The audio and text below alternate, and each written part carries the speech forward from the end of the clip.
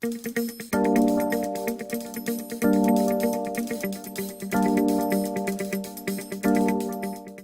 one of the most common questions that I get asked if anyone's kind of interested in exploring a vegan diet or eating more plant-based meals is what do you eat? Can I have some recipes?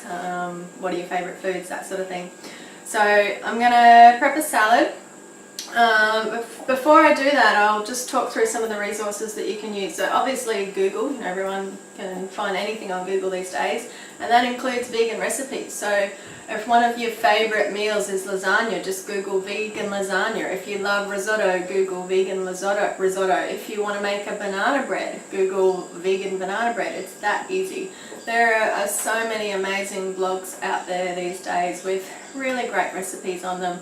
You can find virtually anything you want to online, and so that's a really easy way to get started. And the Veganuary Facebook page that I started is another great resource there as well. And of course there's the old-fashioned way, so there's lots of great books too. This would be my favourite stash of books. Plant Powered Families by Drina Burton. So she's got a website called Plant Powered Kitchen.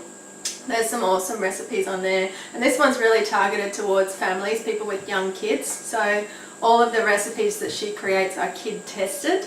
It doesn't necessarily mean your kid's going to eat them, because it depends on what sorts of foods they've grown up with, what sort of palate they've got, how many chemicals are in their diet, because you get this thing called chemical tongue. So if they have a lot of MSG or salt or synthetic sorts of things like colouring agents in their food, then real foods like fruits and vegetables probably aren't going to taste that great to them.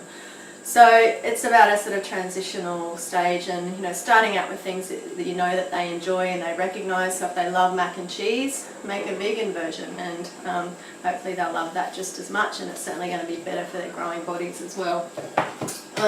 This is another great book, and Angela Liddon has got the Oh She Glows blog. So she's released a couple of books, but a lot of her recipes are on the blog as well. And again, it's somewhat targeted at families too, but her recipes are divine, and there's such a great variety of foods in that book and different sorts of recipes. I love it.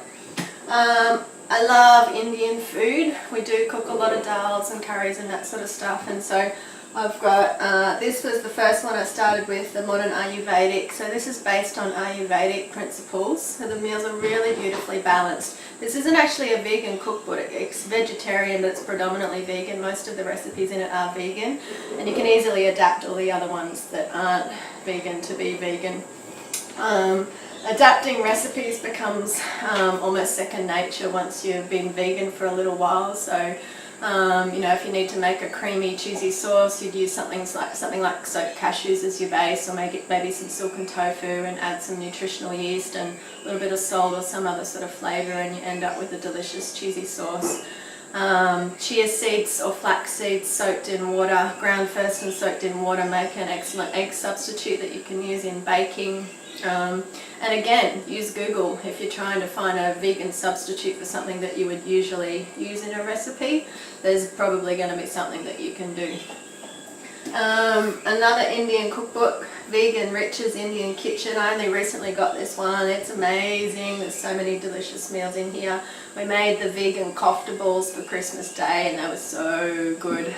So yeah, great one to invest in if you like Indian cooking. And because I love that book so much, I recently invested in this one of hers too. So this is Everyday Kitchen, Epic Anytime Recipes with a World of Flavour. I only got this one in the post yesterday, so haven't even really opened it yet, but there's a really great range of things in here, like a vegan pizza. Who doesn't like pizza? It's even better vegan. Can you imagine that? This one I don't open that often, but when I do, I always think I should look in this one more.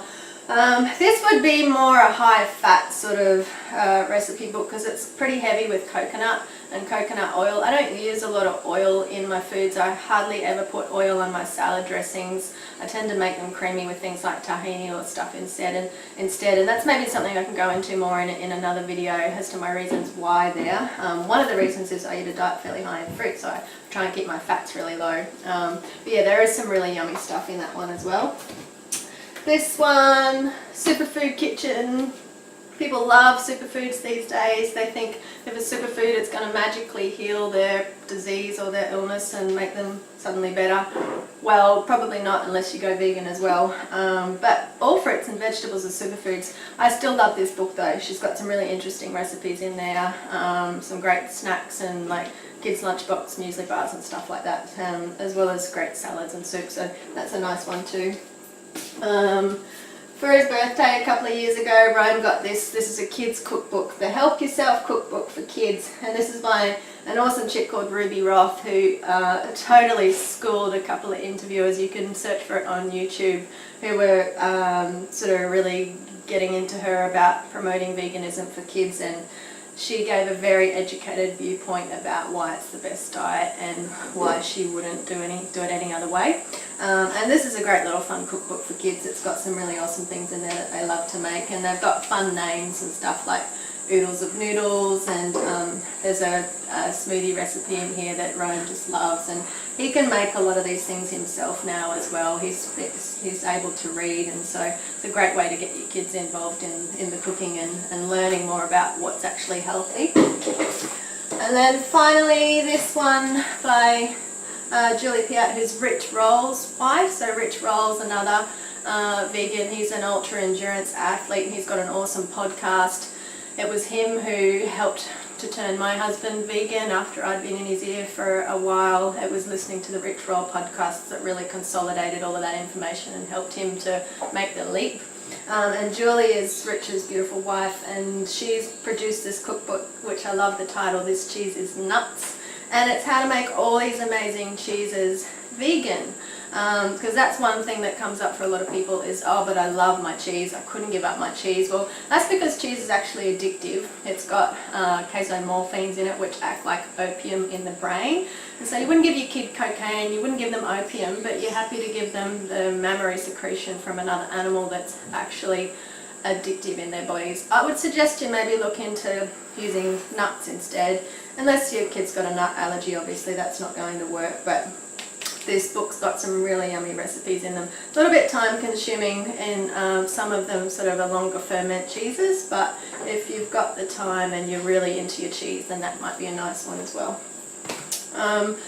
So yeah, and just don't forget Google, massive free resource. So many recipes on there. You can find whatever you need, whatever you feel like cooking. And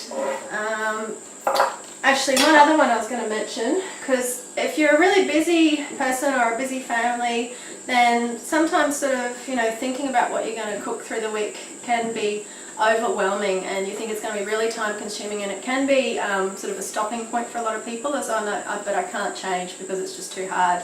Well, there's this is Chrissy Cavallo, who's a vegan fitness model. She's produced this book called Vegan Fitness Food, and it's not just for people that actually want to look like her. I mean, who wouldn't? But